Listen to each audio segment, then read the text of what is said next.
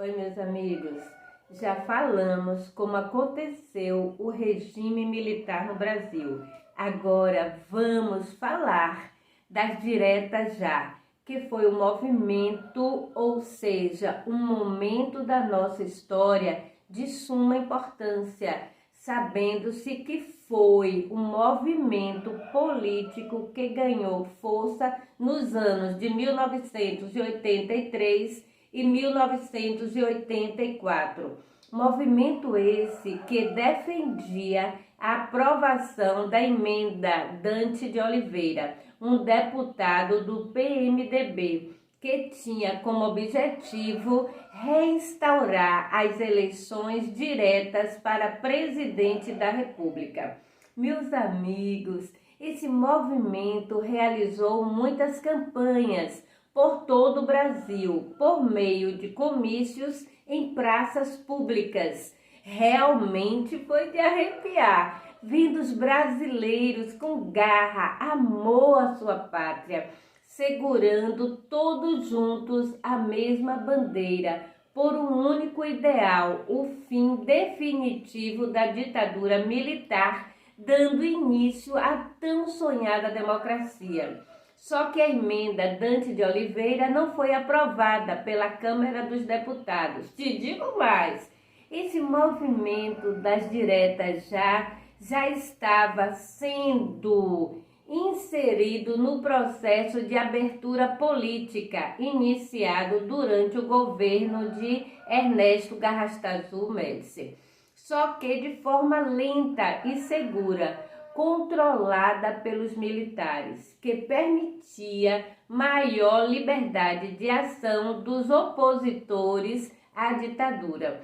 E caso esses militares percebessem que a Força Nacional estava sendo abalada, eles tomariam atitudes mais drásticas. E em 1978, o ato institucional foi extinto e um ano depois veio finalmente a anistia, permitindo o retorno dos brasileiros que foram exilados por sofrerem perseguições políticas. Com isso, o sistema bipartidário foi substituído por pluripartidário, acontecendo a criação de vários partidos, como por exemplo o PMDB, PT, PSC, dentre outros. Neste período, quem comandava o Brasil era o general João Figueiredo. Sim, e a nossa economia, amigos, a economia não estava passando por bons momentos. A inflação alta e a dívida externa trouxeram sérios problemas. O nosso povo brasileiro estava cansado, insatisfeitos com tudo que estava acontecendo. Se está gostando, deixe seu like, inscreva-se no nosso canal, isso é muito importante para que mais histórias possamos trazer para vocês. Mas vamos continuar. Em 1983, a inflação chegava, imagine vocês, a 211%. A dívida externa comprometia boa parte das nossas riquezas. E ainda a crise do petróleo que afastava investidores. Em 1984, o então presidente João Figueiredo se afastou do processo de escolha, depois de um comício promovido pelo PT em Curitiba. E para o total sucesso desse mega evento foi necessário a isenção publicitária, justamente nos horários dos intervalos de maior percussão, mais visto no Brasil, que no período era o Jornal Nacional. Amigos, foi realmente legal, muito bom, divulgava esse evento. E aproximadamente 30 mil pessoas compareceram ao comício no dia 5 de janeiro, como também outras passeatas aconteceram em Santa Catarina, mais especificamente em Camboriú. E em Salvador também aconteceu muitas muitos comícios e manifestações. Agora, o apelo maior foi em São Paulo, com a participação de 200 mil pessoas em um único comício. Realmente marcante, momento de união. E estavam presentes Leonel Brizola, governador do Rio de Janeiro, Ulisses Guimarães, Inácio Luiz Lula da Silva. Amigos, foi muita gente, e dentre outros nomes importantes estavam lá. E os artistas, eles estavam engajados no movimento. Lá estavam eles, Chico Buarque de Holanda, Milton Nascimento, Fernanda Montenegro e muitos outros. A partir daí, outros comícios foram realizados por todo o Brasil. O mais importante de tudo isso, de todos esses movimentos, a participação da população. E no mês de fevereiro foi instalado na Praça da Sé, em São Paulo, a placa das diretas. Que coisa boa! Além de tudo isso, se organizou uma marcha que levou centenas de pessoas para Brasília para acompanhar de perto a votação. Meus amigos, o Brasil todo estava atento e o Rio de Janeiro não poderia ficar de fora.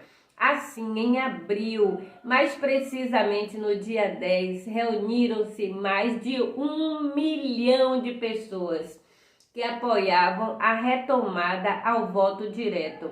E pensam que parou por aí? Não! Os políticos, artistas dividiram palanques por diversas vezes. E no dia 25 de maio foi votada a tão sonhada, tão esperada emenda Dante de Oliveira.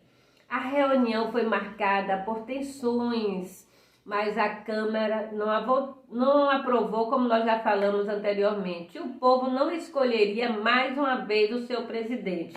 Foram momentos de tensão e muita tristeza. A palavra seria decepção. Mas os articuladores do movimento negociaram o fim do regime militar e o nome Tancredo Neves foi indicado para ser o presidente juntamente com Paulo Maluf. E o que foi a eleição indireta? Amigos, as eleições indiretas, os candidatos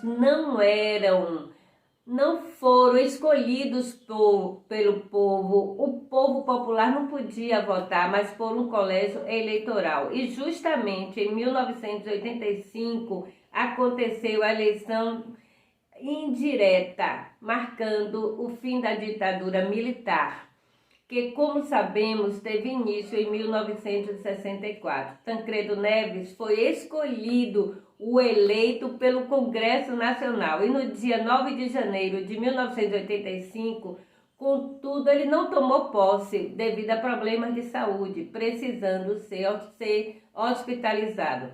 Ele foi o primeiro presidente civil depois de 20 anos do regime militar.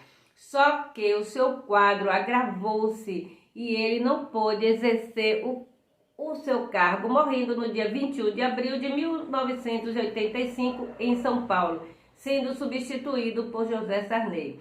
Meus amigos, e para terminarmos o vídeo, deixo aqui as palavras de Afonso Arinos, um jurista, político, professor, historiador. E ele diz o seguinte: Tancredo Neves foi um Marte, porque deu mais do que sua própria vida, deu a própria morte para defender a transição para a democracia. Ele sabia que estava doente, mas ele acreditava que se aceitasse hospitalizar-se dias antes, haveria problemas institucionais. A transição não ocorreria. É isso aí, meus amigos. Quando você começa a ler sobre esses momentos, fica difícil de parar. Espero que tenham gostado. Eu só tenho a agradecer a todos pelas inscrições no nosso canal.